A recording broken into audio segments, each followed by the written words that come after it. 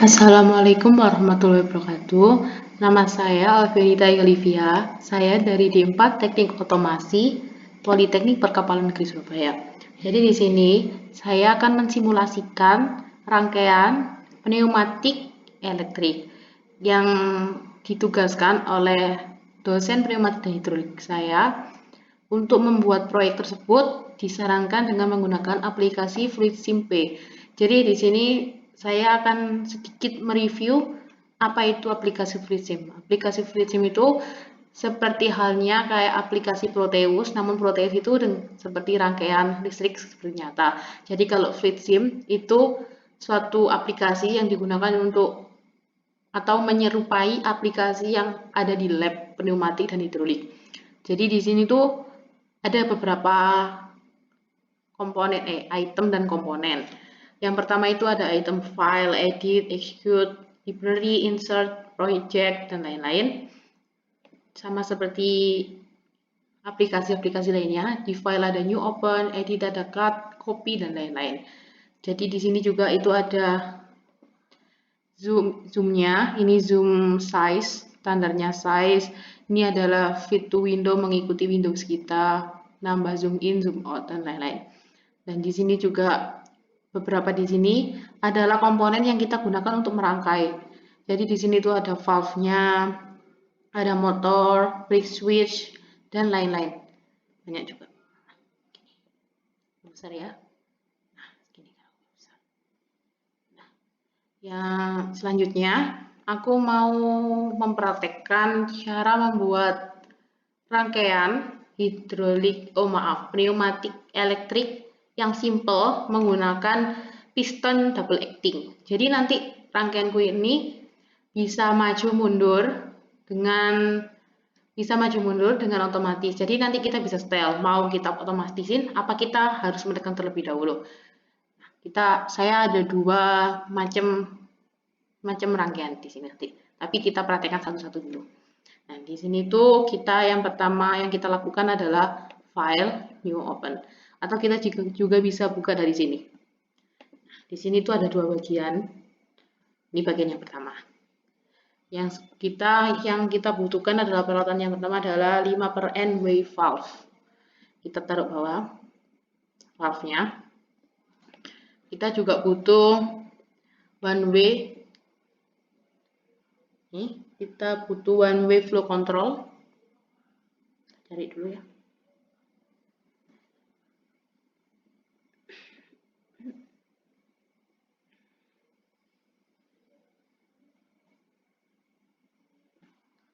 Wave controlnya kita rotate dulu. Lalu kita copy, Ctrl C, Ctrl V seperti biasa. Nah, kalian bisa ngatur jaraknya sesuai dengan yang kalian inginkan. Kalau mau rapi dan lain-lain. Ya. Enak dilihat. Terus kita butuh piston double acting. Nah, ini. Apa sih bedanya piston double acting sama single acting? Menurut aku, kalau double acting itu kita bisa maju mundur secara langsung. Kalau single acting itu kita cuma bisa maju satu aja, langsung mundur satu aja. Jadi nggak bisa langsung gitu. Terus kita butuh juga kompresor.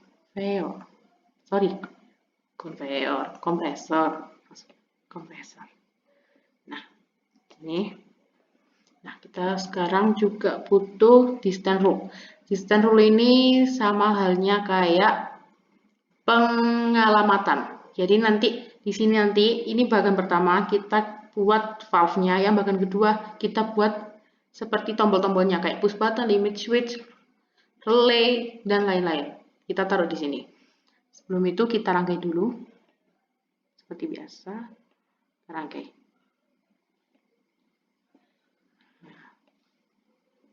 Ini, terus ini yang mengikuti yang kedua ini pengalaman. Nah, kita rangkai ke kompresor. Karena ini udah kita ground, maka ini juga harus karena ini udah kita sambungin ke kompresor. Jadi ini yang 5 sama 3 kita grounding. klik kanan, properti, terminatornya kita ganti grounding. Ini juga properti, salah negara. Ini properti,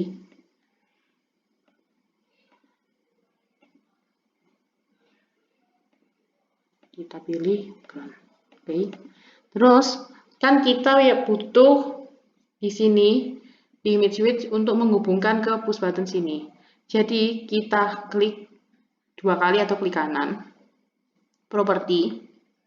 Nah, di sini ada pneumatically atau electrically. Jadi nanti kita pilih yang ini. Electric, terus kita kasih spring return. Kita oke. Nah, spring return itu ini. Ini yang itu tadi electrical. Yang kedua, kita membuat rangkaian untuk push buttonnya. Yang kita butuhin yang pertama adalah connection electrical 24 volt. Nih. Sini, sorry. Kita taruh sini. Nah. Dan yang kedua, kita butuh push button yang maker. Jadi kita buat rangkaian yang pertama dulu, yaitu push button maker. Jadi kita perlu menekan agar rangkaian tersebut bisa jalan. Nah, ini push button maker. Di sini, rapi dikit. Nah, terus yang kedua kita butuh make switch. Make switch. Kita butuh 3, jadi kita copy, kita paste 2 kali. Oke.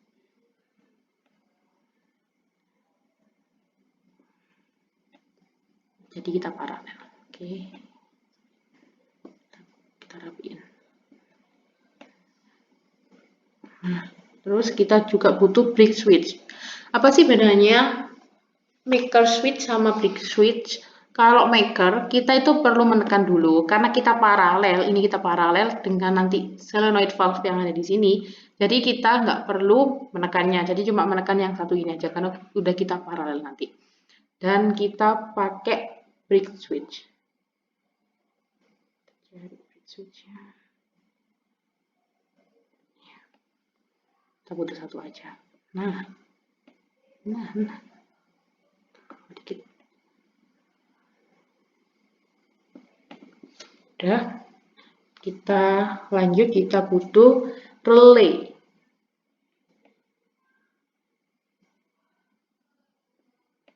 Mohon maaf apabila saya perkataannya kurang baik atau gimana. Soalnya ini masih pertama kalinya mengaplikasikan pneumatik di sini.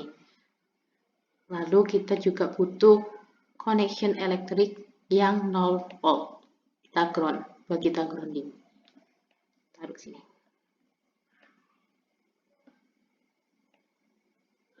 Nah, kalau udah, kita tambahin lagi solenoid valve.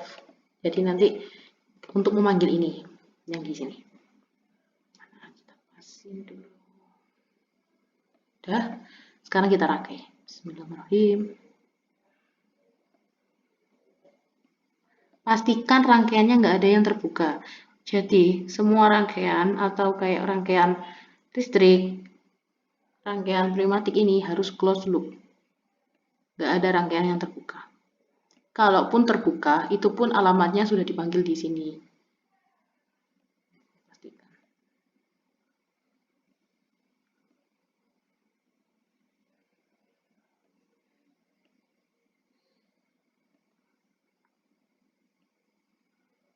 Nah, sekarang kita masuk ke pengalamatan. Pengalamatan di sini kita tulis yang pertama di push button yang maker, kita tulis 1S1 untuk pengalamatan yang pertama.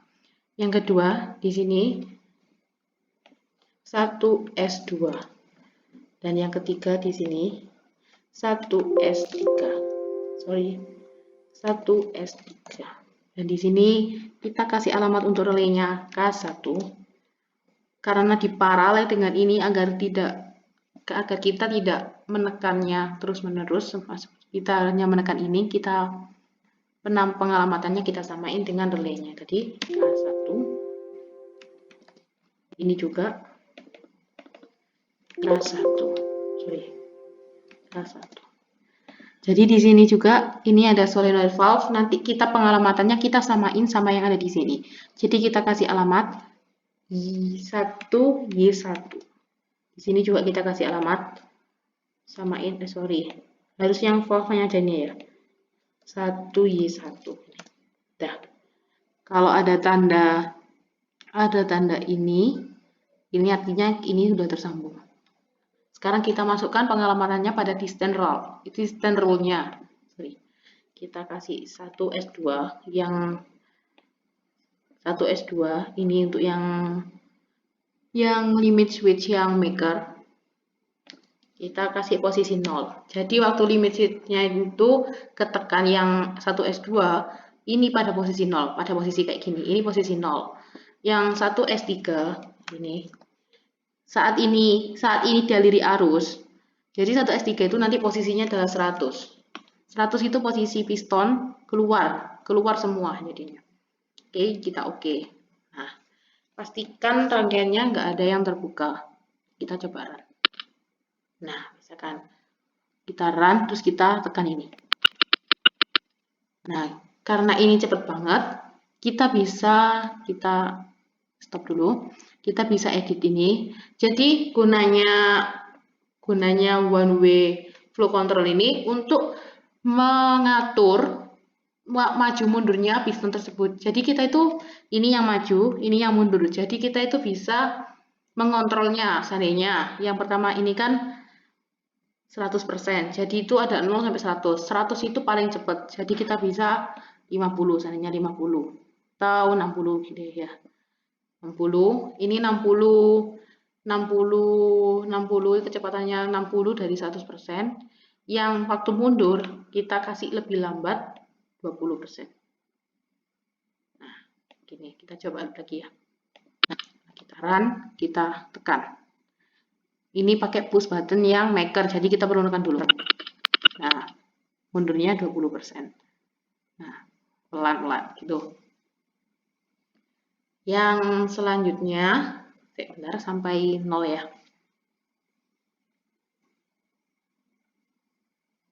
Di sini tuh ada alirannya, bolak-balik, ini dari sini, ini dari sini. Jadi di sini tuh enak banget. Selanjutnya, kalau udah, kita pakai yang kedua itu push button yang break. Jadi kita nggak perlu mencet, itu udah otomatis keluar masuk push buttonnya. Di sini tinggal kita hapus item yang ini, kita hapus. Nah, kita pakai yang push button yang break, yang breaker, yang break. Pasti ini ya. Oh my god.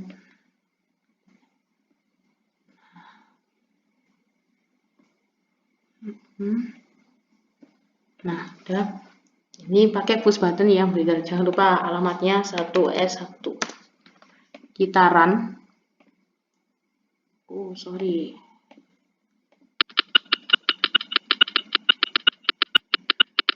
Ada ini kurang.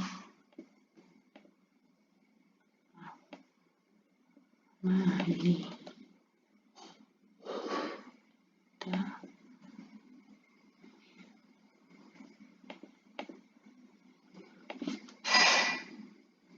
Kita sambungin lagi.